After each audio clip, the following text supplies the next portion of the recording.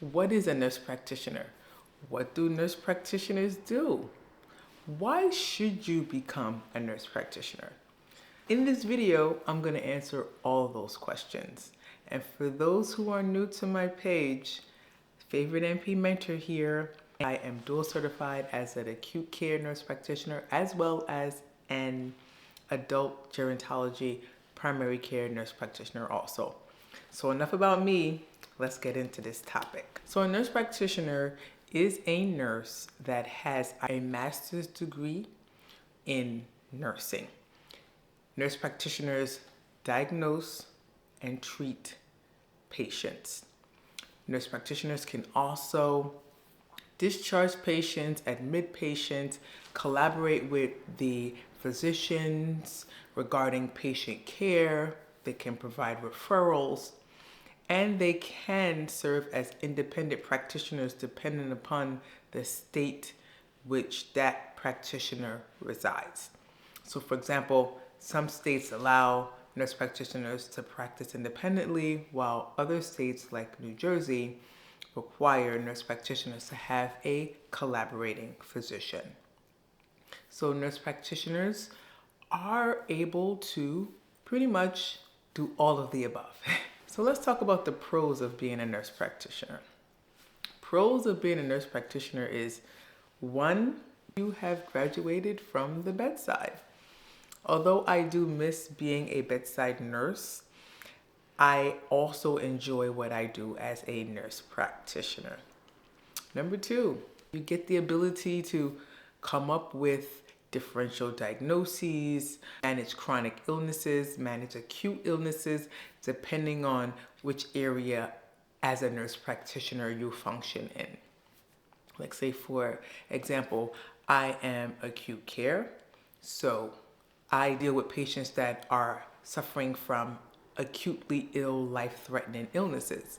Now, versus, for example, if you work in primary care as a nurse practitioner, your primary role is not to manage acutely ill patients. Your primary role is to manage patients with chronic conditions who are stable in an outpatient basis.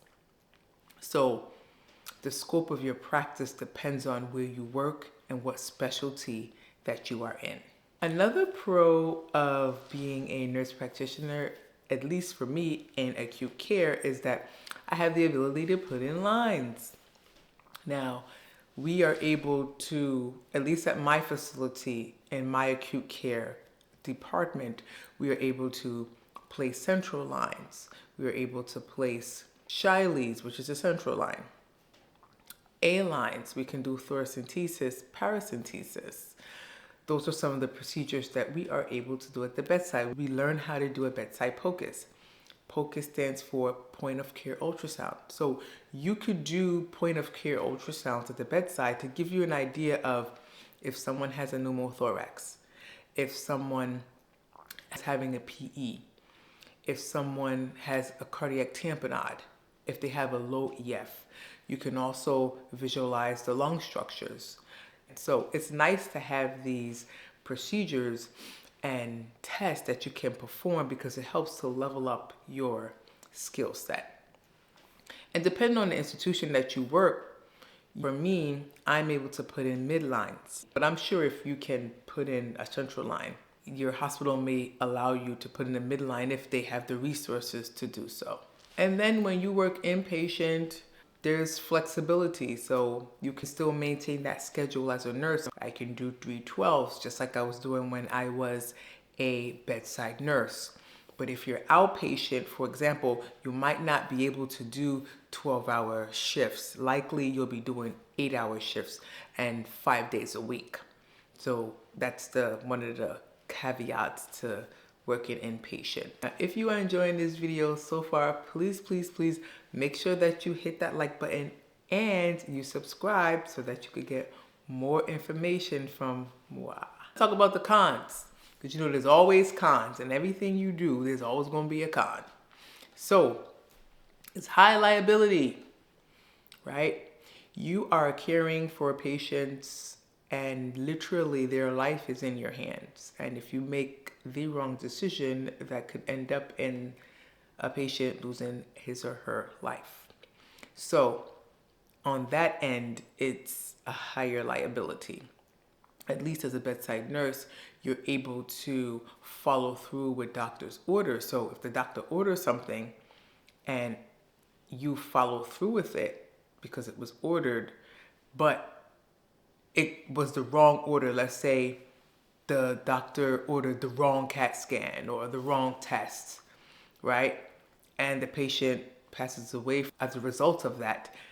That doesn't fall on you because you did what you're supposed to do. It was ordered, you followed through with the order. It falls more on the provider not ordering the correct test to diagnose the correct problem. Okay, so it's a higher liability. And the other thing is when you're doing procedures, as lovely as it is to do these procedures, you know that there's always a risk for something bad happening. So let's give an example.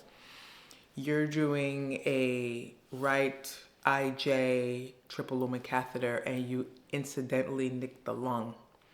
What ends up happening is that patient can develop a pneumothorax and will need a chest tube.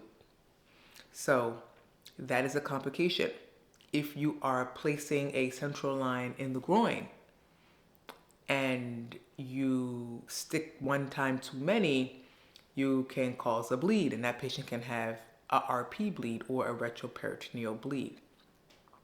So these are all complications. Doing a thora, you might hit an artery and the patient may develop a hemothorax, right? These are all complications that may arise as a result of the position that you're in. Now, if you are working as a bedside nurse, you don't gotta worry about that. You know why? Because you put the IV in, it's either in or out, right? You don't know you're in an artery. You pull it out and you move on with life. Very rarely we've had an artery putting in IV, okay? And if you do, you pull it out and you hold pressure. No big deal. But on a higher level, it's very different. So to whom much is given, much is expected.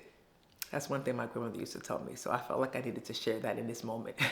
You work inpatient, most likely you will have to do weekends and holidays. Now, when I was a bedside nurse, I used to have to work weekends and holidays too, but I didn't even have an option to choose because I used to have to work every Thanksgiving and every freaking Christmas because of seniority. In the nurse practitioner world, the only time seniority really comes into play is when there's an issue with a vacation. Like you have two people that put in for vacation on the same day, which may or may not happen. But in all honesty, like I don't have those issues as a nurse practitioner. We rotate, and if more people prefer to work one holiday than the other and both holidays are covered, it really doesn't even matter. You just work.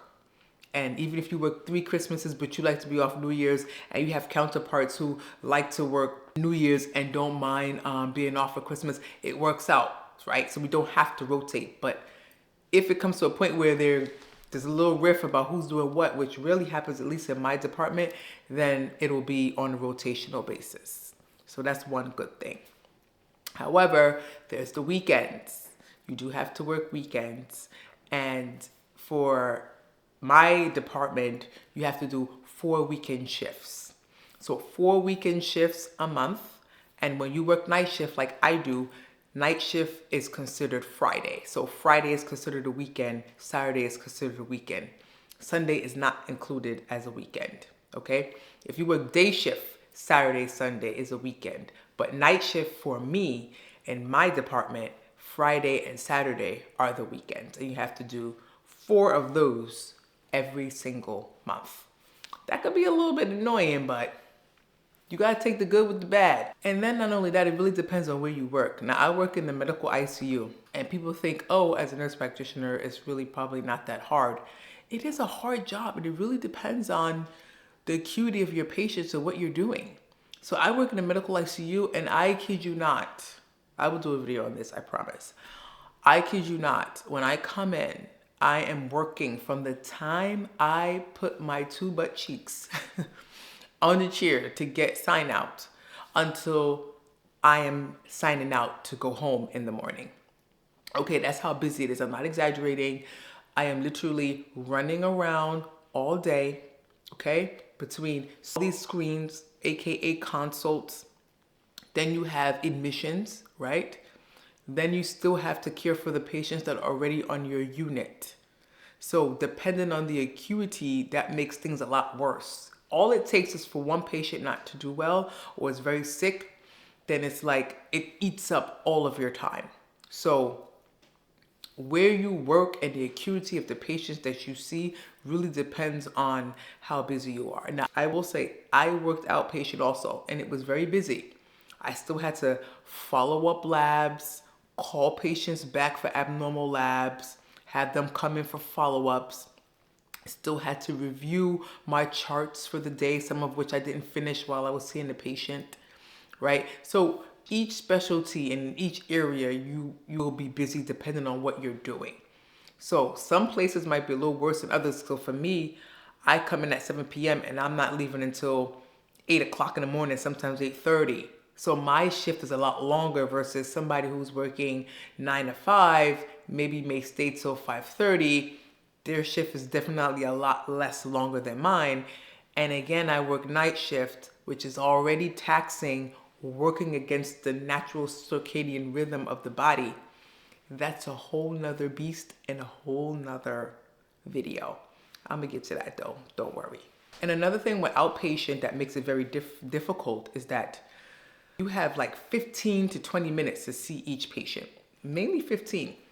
So if you have these patients that are coming in with these complex issues, complex comorbidities, you know, their blood pressure's high, their blood sugar's out of control, they have leg swelling, you have all these different things. It's hard to get all that done in one visit. So what ends up happening is you have to try to prioritize which issue needs to be addressed first and which issue can the patient come back, if they even can, on a separate day to deal with consecutive issues. And that's what makes outpatient so much more difficult, is that you can't possibly tackle 5 issues in 15 to 20 minutes, okay? Because that's really all you're getting paid for. Anyway, that's another video, but that's one of the challenges about outpatient is moving quickly, making sure you're doing the right thing in a short amount of time, and also that you do it at a fast pace. That's hard. And I did that for 2 years and that wasn't easy.